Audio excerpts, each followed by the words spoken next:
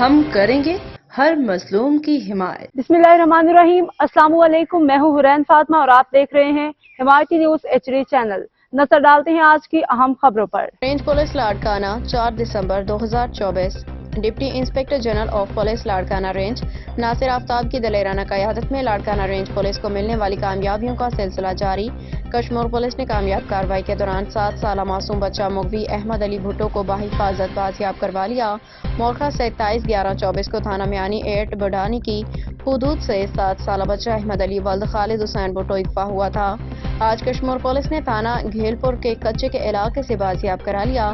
مغوی معصوم بچہ بحفاظت بازیاب ہونے پہ بچے کے ورثاء نے جناب DIGP صاحب لاڑکانہ کا شکریہ ادا کرتے ہوئے بہت ساری دعائیں دی۔ ترجمان رینج پولیس لاڑکانہ سرفراز سلیم کی رپورٹ۔